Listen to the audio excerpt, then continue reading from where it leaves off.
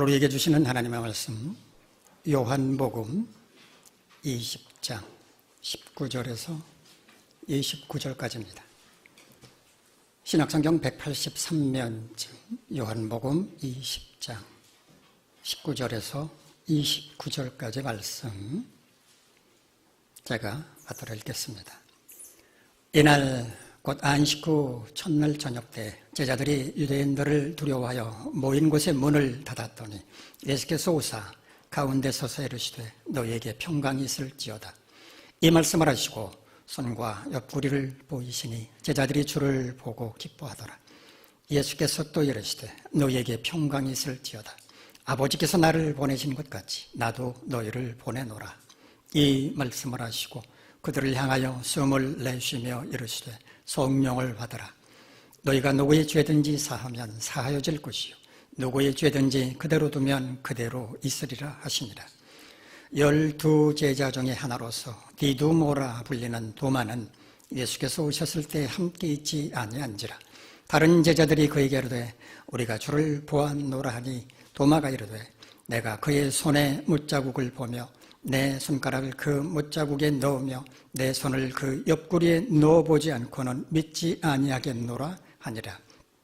여드레를 지나서 제자들이 다시 집 안에 있을 때 도마도 함께 있고 문들이 닫혔는데 예수께서 오사 가운데 서서 이르시되 너희에게 평강이 있을지어다 하시고 도마에게 이르시되 네 손가락을 이리 내밀어 내 손을 보고 네 손을 내밀어 내 옆구리에 넣어보라. 그리하여 믿음 없는 자가 되지 말고 믿는 자가 되라. 도마가 대답하여 이르되 나의 주님이시오 나의 하나님이시니이다. 예수께서 이르시되 너는 나를 본고로 믿느냐?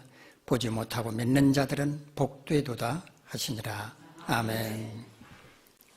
1884년 미국 동부의 메릴랜드주에서 태어나 기독교 명문 대학인 에스베리 유니버시티에서 공부를 하고 1907년 감리교 선교사가 되어서 당시 영국의 지배를 받고 있던 인도로 건너가서 그곳에서 일평생 선교사로 사역을 했던 사람이 있습니다. 미국의 수사주간지 타임은 1938년 12월 12일자에서 이 사람을 세계에서 가장 위대한 선교사로 소개를 했고요. 1961년에는 마하트마 간디 비폭력 평화상을 수상을 했고 인도의 독립운동과 연관된 활동 그리고 제2차 세계대전 중에 펼친 평화활동 등으로 2차례 노벨 평화상 후보가 되기도 했던 사람이 있습니다. 이 사람은 누구인가? 바로 스탠리 존스라는 선교사입니다. 스탠리 존스 선교사가 어느 날 노방전도를 하고 있을 때 이슬람교도 한 사람이 이렇게 소리쳤다고 합니다. 우리는 당신네 기독교인들이 못 가지고 있는 것 하나를 가지고 있어. 메카에 가면 마호메트의 시체가 들어있는 관이 있어서 우리는 그 사람이 이 땅에 실제로 있었다고 하는 것을 알 수가 있어. 하지만 당신네 기독교는 어떻습니까? 예루살렘에 가면 예수의 빈 무덤밖에 볼 수 없지 않습니까? 이 말을 들은 스탠리 존스 선교사가 그에게 이렇게 말했다고 합니다. 그것이 바로 당신네 이슬람교와 우리 기독교의 다른 점입니다. 예수님은 부활하셔서 승천하셨기 때문에 무덤 안에 더 이상 계시지 않습니다. 빈 무덤은 예수님이 부활하셨다는 확실한 증거입니다. 한때 석가모니의 뼈가 발견됐다고 하면서 떠들썩했던 적이 있었습니다. 석가모니의 뼈들은 잘 진열돼서 수백만 인도 사람들의 경의 속에 시가행진을 펼치기도 했습니다. 많은 사람들이 그 뼈 앞에서 절을 하기도 했었는데 바로 그 모습을 보고 한 선교사가 그 친구에게 이렇게 말했다고 합니다. 만약에 저 사람들이 예수 그리스도의 뼈 한 조각이라도 발견한다면 기독교는 아마 산산조각이 나고 말 거야.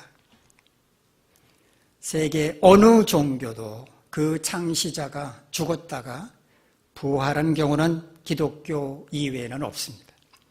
기독교는 죽은 자를 믿는 종교가 아니라 살아있는 분을 믿는 종교요.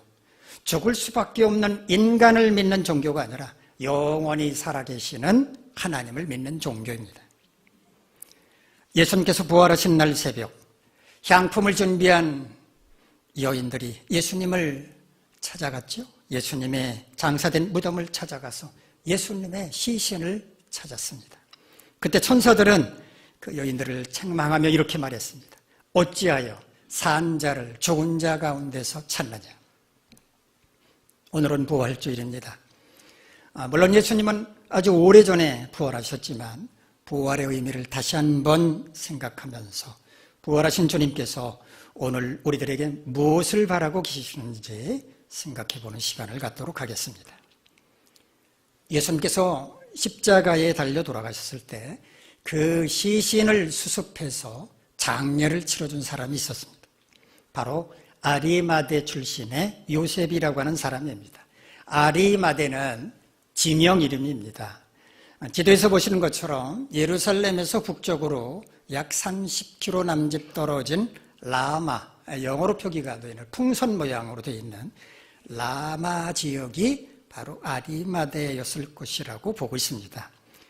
이 아리마대 출신의 요셉이라고 하는 사람은 마태복음, 마가복음, 누가복음, 요한복음에 모두가 다 등장하는 인물인데 성경에는 딱 한 차례 예수님의 시신을 자기 무덤에 장사한 사건에만 등장을 합니다.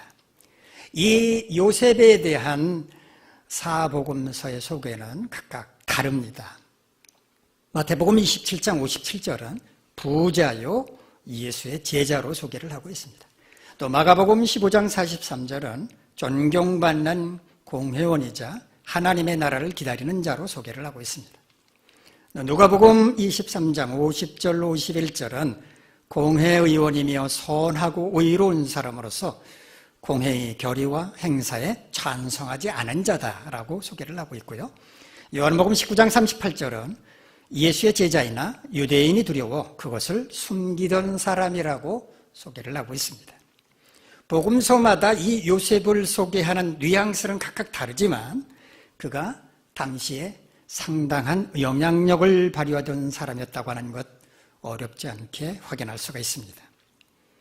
당시 사내들인 공회 의원은 오늘날 우리로 말한다면 국회의원과 같다고 말할 수 있습니다.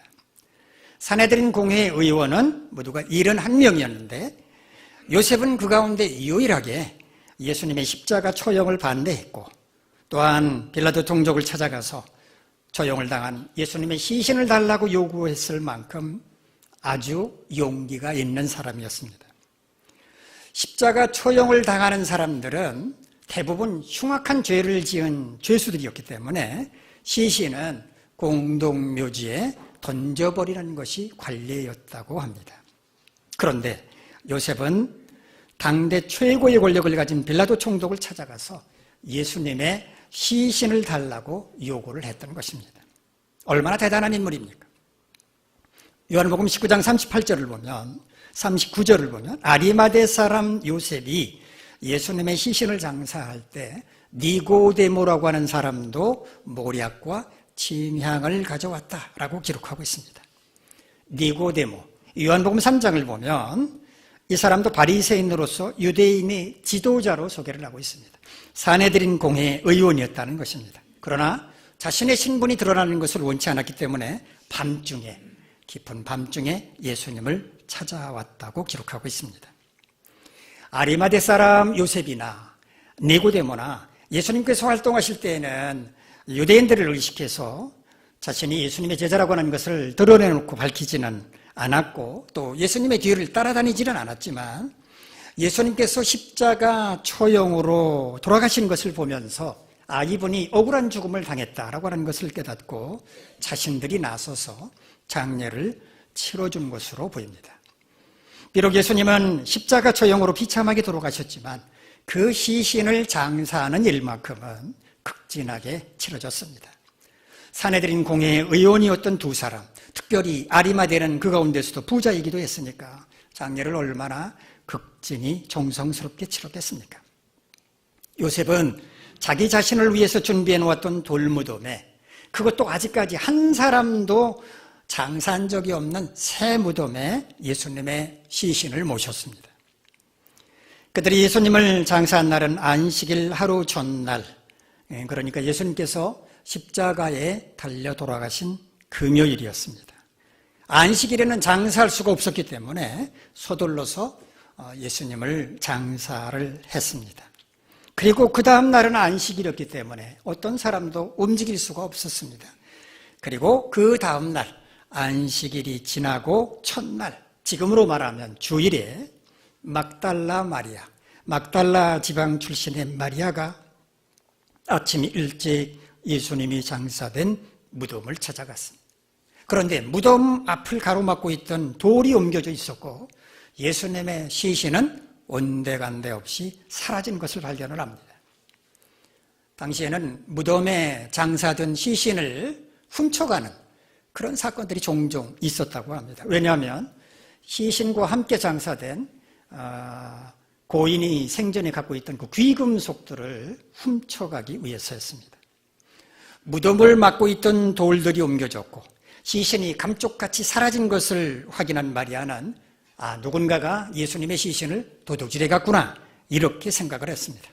그래서 놀란 이 마리아는 베드로와 요한에게로 달려가서 이 사실을 알려주었습니다. 그 소식을 듣자마자 베드로와 요한도 무덤으로 달려갔고 예수님을 장사 지낼 때 시신을 감쌌던 세마포와 머리를 쌌던 수건이 따로 있는 것을 보게 되었습니다. 시신은 없는데 시신을 쌌던 세마포는 그 자리에 있었다라고 하는 것은 누군가가 예수님의 시신을 도둑질해 간 것이 아니라는 것을 말해주는 겁니다. 왜냐하면 만약에 누군가가 시신을 도둑질해 갔다면 시간도 없는데 언제 시신을 감쌌던 세마포를 풀러서 그 자리에 놓고 갈 수 있겠습니까? 더구나 몸을 감쌌던 세마포와 머리를 감쌌던 수건이 함께 있지 않고 따로 있었다고 성경은 기록합니다. 유대인들은 염을 할 때 몸은 세마포로 감싸고 또 머리 부분은 수건으로 감쌌습니다. 몸과 머리를 분리해서 감쌌다는 것입니다. 그런데 예수님의 시신이 있던 그 무덤 안에는 몸이 있던 자리에는 세마포가 놓여 있고 머리가 있던 곳에는 수건이 따로 놓여 있었다는 것입니다. 염한 상태에서 그대로 예수님의 몸이 빠져나갔다는 것을 보여주는 것입니다. 하지만 두 제자는 그 모습을 보고서도 예수님께서 부활하셨다고 하는 사실을 깨닫지 못하고 집으로 돌아갔다라고 성경은 기록합니다. 그날 저녁, 그러니까 예수님께서 부활하신 바로 그날 저녁, 제자들은 유대인들이 혹시라도 자기들을 공격할까 봐 문을 꽁꽁 고로 잠근 채 한 곳에 모여 있었습니다. 그런데 갑자기 예수님께서 그들 가운데 나타나셨습니다. 분명히 문을 꽁꽁 고로 잠가 놓았는데 갑자기 예수님께서 그들 가운데 나타나시자 제자들은 깜짝 놀랐을 것입니다. 예수님은 제자들에게 이렇게 말씀하셨습니다. 너희에게 평화가 있기를 바란다. 두려움에 사로잡혀서 떨고 있던 제자들에게 평화를 선포하신 것입니다. 그리고 못에 박혔던 손과 창에 찔렸던 옆구리를 보여주셨습니다. 물론 그때는 상처가 이미 아물어서 흉터만 남아있었을 것입니다. 예수님은 왜 제자들에게 흉터를 직접 보여주셨을까요? 그들이 행여라도 예수님이 유령이 아닐까 생각할 바가 그랬던 것입니다. 아직도 부활을 확신하지 않고 있는 제자들에게 생전에 말씀하신 것처럼 부활했다고 하는 것을 눈으로 직접 확인할 수 있게 하셨던 것입니다. 그리고 예수님은 그들에게 이렇게 말씀하십니다. 아버지께서 나를 보내신 것 같이 나도 너희를 보낸다. 그들을 어디로 보낸다는 말씀이었을까요? 하나님께서 예수님을 이 땅에 보내시면서 죄인들을 구원하라고 말씀하셨던 것처럼 예수님도 제자들을 세상으로 보내시면서 죄 가운데 있는 사람들을 구원하라라고 말씀하신 것입니다. 제자들의 사명은 죄인들을 구원하는 데 있다는 말씀이었습니다. 그러고 나서 예수님은 제자들을 향해 숨을 내쉬면서 성령을 받아라 이렇게 말씀을 하셨습니다. 예수님께서 제자들을 향해서 숨을 내쉬면서 성령을 받아라 라고 말씀하셨다고 해서 그 순간 그들에게 성령이 임했다고 볼 수는 없습니다. 왜냐하면 예수님은 승천하시면서 성령이 임하실 때까지 예루살렘을 떠나지 말고 기다려라 라고 말씀하셨기 때문입니다. 숨을 휴 하고 내쉬면서 성령 받아라 라고 말씀하신 것은 오순절에 바로 그와 같이 성령이 임하게 될 것을 상징적으로 보여주신 것이라고 볼 수가 있습니다. 그리고 예수님은 제자들에게 죄를 용서하는 권세도 주셨습니다. 그들이 누구의 죄든지 용서를 하면 그 죄는 사함을 받을 것이지만 용서하지 않으면 그대로 있을 것이다 라고 말씀을 하셨습니다. 이것은 무슨 의미가 있을까요? 제자들에게 죄인을 용서할 수 있는 권한을 주셨다고 하는 것은 곧 세례를 베풀 수 있는 권세를 주셨다는 의미입니다. 죄인들이 회개하고 예수님을 영접하게 될 때 그들의 죄를 용서하고 하나님의 자녀로 삼는 권세를 제자들에게 부어주셨다는 것입니다. 그들이 가서 모든 민족을 제자로 삼아 아버지와 아들과 성령의 이름으로 세례를 베풀 수 있도록 권세를 주셨다는 의미입니다. 그런데 그날 그 자리에 도마라고 하는 제자는 없었습니다. 도마는 디두모라고도 불렸다라고 말하고 있는데요. 디두모, 헬라어 디디모스라고 하는 말은 쌍둥이를 가리킵니다. 도마는 쌍둥이였다는 말입니다. 그날 예수님께서 제자들을 만나고 가신 후에 도마가 제자들이 있는 곳으로 돌아왔습니다. 제자들이 흥분한 채 예수님께서 부활하셨어? 우리가 부활하신 주님을 만났어? 라고 말하자 도마는 믿으려고 하지 않았습니다. 자신의 눈으로 예수님의 손에 난 못자국을 직접 보고 그 손의 못자국과 옆구리에 난 흉터를 손가락으로 직접 만져보지 않고는 믿지 못하겠다라고 말을 했습니다. 보지 않고는 믿지 못하겠다는데 어쩌겠습니까? 그로부터 8일이 지났습니다. 예수님께서 다시 제자들이 모여있는 곳에 나타나셨습니다. 그날도 역시 문을 꽁꽁 걸어잠가 놓았는데도 예수님께서 그들 가운데 나타나셨습니다. 그리고 도마에게 이렇게 말씀하셨습니다. 도마야, 네 손가락으로 내 손에 난 흉터를 만져보거라. 그리고 내 손을 직접 내 옆구리 흉터에 넣어보거라. 그리고 의심을 버리고 믿거라. 도마가 어떻게 했을까요? 주님, 그럼 제가 한번 만져보겠습니다 하고 예수님의 흉터를 만져봤을까요? 성경은 도마가 그렇게 했다는 여부, 했는지 안 했는지 여부를 밝히지는 않고 있지만 아마 그렇게 하지 않았을 것입니다. 대신 도마는 이렇게 고백했습니다. 나의 주님이시요 나의 하나님이십니다. 아마 도마는 그 순간 주님 앞에 무릎을 꿇고 말았을 것입니다. 예수님은 도마에게 이렇게 말씀하셨습니다. 너는 나를 보고 나서야 믿느냐? 나를 보지 않고도 믿는 자가 복되다. 오늘 본문의 이야기에서 부활하신 주님이 제자들에게 부탁하신 말씀을 요약하면 이렇습니다. 첫째, 주님은 성령을 받아라 라고 말씀을 하셨습니다. 부활하신 주님은 이제 하나님께로 돌아가셔야 했습니다. 그러므로 제자들은 이제 홀로 서기를 해야만 했습니다. 그런 제자들에게 주님은 성령을 받으라고 말씀을 하셨습니다. 우리는 성령을 받는다는 말을 자주 합니다. 어떻게 성령을 받습니까? 우선 주님이 제자들에게 하신 말씀을 요의해서 살펴볼 필요가 있습니다. 주님은 성령이 너에게 임할 것이다 라고 말씀하지 않고 성령을 받아라 라고 말씀을 하셨습니다. 이것은 제자들의 의지와 노력이 필요하다는 것을 말씀하신 것입니다. 성령이란 마치 빛이 우리에게 임하는 것처럼 자연스럽게 우리 안으로 들어온다고 생각할 수 있지만 그런 게 아니라고 하는 것을 알 수 있습니다. 성령은 각 사람이 힘쓰지 않으면 받을 수가 없다는 말입니다. 거룩하신 하나님의 영, 예수 그리스도의 영은 우리가 우리 안에 모시려고 노력하지 않는 한 받을 수가 없다는 말입니다.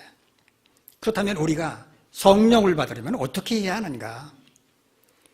예수님께서 승천하신 후에 다락방에 모여있던 120여 명의 제자들을 위해 성령께서 임했던 사건을 통해서 우리는 성령을 받는 방법을 알 수가 있습니다. 사도행전 2장 1절을 보면 오순절이 되자 제자들은 다 같이 한 곳에 모였다라고 기록하고 있습니다. 헬라어 원문을 그대로 번역하면 그들은 모두가 함께 있었다라는 뜻입니다. 제자들이 모두가 다 함께 모였다는 것입니다. 모여서 뭐를 했을까요? 뭐를 했을 것이라고 여러분 생각하십니까? 기도하고 찬송했을 것입니다.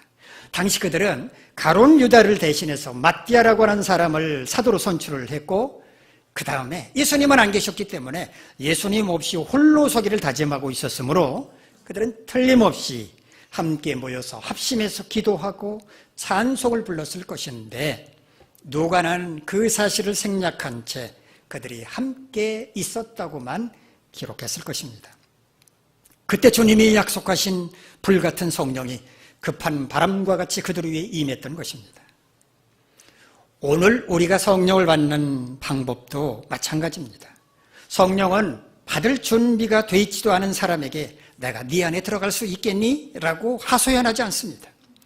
우리가 사모하는 마음으로 성령을 받을 준비를 하고 있을 때 우리 안에 임하시는 분이 바로 성령입니다.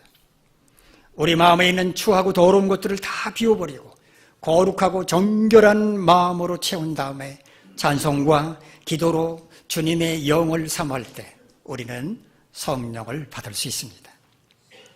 두 번째, 주님은 가서 증인이 되어 복음을 전하고 모든 민족을 제자로 삼으라고 말씀하셨습니다. 주님이 이 땅에 오신 목적은 죄인들을 구원하시기 위함입니다.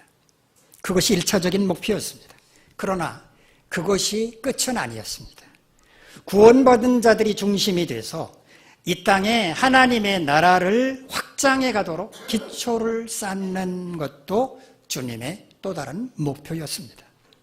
예수님께서 12명의 제자들을 세우시고 그들을 훈련하고 가르치신 것 바로 이 때문이었습니다. 예수님께서 승천하신 다음에 이 땅에 남겨진 제자들은 부활하신 주님의 증인이 되고자 목숨을 바쳤습니다. 그들의 헌신이 있었기에 오늘 우리도 그리스도인이 될 수 있었습니다. 이제 그 사명은 우리에게 주어졌습니다. 우리도 주님의 증인이 되어 복음을 전해야 합니다. 복음을 들어보지도 못한 채 죄인으로 살다가 지옥에 떨어져 멸망하는 사람이 한 사람도 없도록 하기 위해서 땅끝이라도 가서 주님의 증인이 되어야 합니다. 알프레드 풀러라는 사람이 있습니다. 미국에 있는데요. 이 알프레드 풀러는 풀러 브러쉬 컴퍼니라고 하는 회사를 설립을 하고 칫솔을 만들어서 판매를 시작했는데 초창기에는 door-to-door sales, 방문 판매를 했다고 합니다. 이 풀러는 방문 판매를 담당할 사원들에게, 판매 사원들에게 이렇게 4가지를 가르쳤다고 합니다. 첫째, 샘플이라고 하지 말고 선물이라고 하라. 두 번째, 물건을 팔지 못해도 무조건 선물을 전해주어라. 세 번째, 선물은 되도록 현관이 아니라 거실에 들어가서 주어라. 네 번째, 바빠서 시간이 없다고 하면 끝날 때까지 기다린다고 해라. 만약에 나는 선물이 필요 없다, 선물이 필요 없으니까 그냥 가라라고 말하는 사람이 있으면 이렇게 말하도록 했다고 합니다. 하지만 저에게는 선물을 드릴 의무가 있습니다. 어떻게 잠시라도 안 될까요? 그런데 미국에서는 돈 벌고 싶으면 반드시 이 풀러에게로 가서 같이 일을 하라라는 말이 있었다고 합니다. 부동산 재벌로서 미국 대통령 자리까지 오른 도널드 트럼프도 대학생 시절에는 이 풀러 브러쉬 컴퍼니에서 일을 했다고 합니다. 풀러의 방문 판매 요령은 정말 신기할 정도로 복음을 전할 때 그대로 사용하면 좋을 것 같지 않습니까? 복음은 주님이 주시는 선물입니다. 그리고 이 선물은 고졸하는 사람에게도 어떻게 해서든지 전해줘야만 합니다. 물건을 팔기 위해서도 열정과 끈기를 가지고 접근을 하는데 하물며 하나님이 주시는 최고의 선물을 주는 데는 그보다 더 해야 하지 않겠습니까? 셋째로 주님은 믿음이 있는 자가 되라고 말씀을 하셨습니다. 세계 제2차 대전 이후부터 유대인들은 6월절이 되면 아니 마민이라고 하는 노래를 부른다고 합니다. 히브리어로 아니 마민은 나는 믿는다는 뜻입니다. 이 노래는 폴란드 아우슈비츠 수용소에서 만들어졌다고 합니다. 나는 믿는다. 나의 메시아가 나를 돕기 위해 반드시 나를 찾아오리라는 사실을. 그런데 유대인들은 자신의 동료들이 가스실로 끌려가서 죽어가는 모습을 보면서 이 노래에다가 끝에 이렇게 덧붙여서 불렀다고 합니다. 그런데 때때로 그 메시아는 너무 늦게 오신다. 수용소에 있던 한 젊은 의사가 있었습니다. 이 의사는 이렇게 덧붙여서 부르는 이 노래를 부르지 않았다고 합니다. 그는 다른 동료들이 깊이 잠든 밤에 홀로 일어나서 강제 노역을 하다가 주워온 유리 조각으로 피가 나도록 면도를 했다고 합니다. 아침이 되면 나치 병사가 가스실로 데려갈 사람들을 차출을 했는데 그때 그를 선택하지는 않았다고 합니다. 왜냐하면 그의 용모는 언제나 깨끗했기 때문에 그 깨끗한 용모가 삶의 강렬한 의지를 보여줬기 때문에 차마 그를 불러내지 못했던 것입니다. 전쟁이 끝나고 그는 아니 마민이라고 하는 노래를 이렇게 고쳐서 불렀다고 합니다. 나는 믿는다. 나의 메시아가 나를 돕기 위해 반드시 나를 찾아오리라고 하는 사실을. 그런데 사람들은 너무 서둘러 믿음을 포기한다. 훗날 공개된 그의 일기장에는 이렇게 적혀 있었다고 합니다. 고통 속에서 죽음을 택하는 것은 가장 쉽고 나태한 방법이다. 죽음 앞에서 살아보려는 의지, 이것이 새로운 창조다. 믿음은 이처럼 삶과 죽음을 가릅니다. 주님의 제자에게 믿음보다 더 중요한 것은 없습니다. 성령을 받을 때에도 믿음이 필요하고 주님이 증인이 되어 복음을 전할 때도 믿음이 있어야 합니다. 우리는 천국에 이르는 그 순간까지 믿음의 길을 걸어가야 하는데 중간에 실족하고 낙오하는 사람들은 모두가 믿음이 없기 때문입니다. 믿음이 충만하다고 해서 그 믿음이 평생 동안 유지되는 것 아닙니다. 믿음도 유효기간이 있습니다. 에어컨 바람이 신통치 않을 때는 우리가 점검해 봐야 할 게 있습니다. 에어컨 가스가 혹시 소진된 것은 아닌가 확인을 해봐야 합니다. 확인해 보아가지고 만약에 가스가 소진이 다 됐다면 프레온 가스를 충전을 해야만 합니다. 마찬가지로 우리의 믿음도 수시로 충전하지 않으면 믿음 없는 사람이 될 가능성이 큽니다. 마치 도마가 부활하신 예수님을 직접 보지 않고는 믿지 못하겠다고 말했다가 믿음 없는 사람이라고 하는 책망을 들었던 것처럼 말입니다. 우리는 늘 말씀을 묵상하며 쉬지 않고 기도하는 경건한 삶을 살도록 힘써야 합니다. 그럴 때 우리의 믿음은 날마다 재충전이 되어서 믿음이 견고한 사람이 될 수 있을 것입니다. 부활하신 주님이 제자들에게 부탁하신 이 말씀은 곧 오늘 우리에게 부탁하는 것과 같습니다. 우리는 부활절을 맞이하여 주님이 우리에게 부탁하신 말씀을 마음에 다시 한번 새기고 그 말씀을 따라 살아가기로 다짐해야 합니다. 그것이 주님의 제자로서 마땅한 태도입니다. 첫째, 우리는 늘 성령 충만하도록 힘써야 합니다. 두 번째, 우리는 세상에 나아가 주님의 증인이 되어 복음을 전하는 삶을 사는 데 앞장서야 합니다. 세 번째, 우리는 믿음 없는 자가 되지 말고 믿음이 충만한 자가 되어 성도답게 살아가야 합니다. 여러분 모두 성령 충만, 믿음 충만하셔서 주님의 증인되어 복음을 전하는 삶을 사심으로써 부활하신 주님이 부탁하신 것을 잘 지키는 충성된 제자가 되시기를 간절히 바랍니다. 기도하겠습니다. 하나님 아버지, 우리에게 부활의 소망이 되어주심을 감사합니다. 주님이 부탁하신 것을 잘 지키는 충성된 제자, 어떻게 살아가야 하는지를 오늘 이 시간에 배웠습니다. 이후로 주님이 부탁하신 것을 힘써 지키는 충성된 주님의 제자로 살아가게 하옵소서. 예수님의 이름으로 기도하옵나이다. 아멘.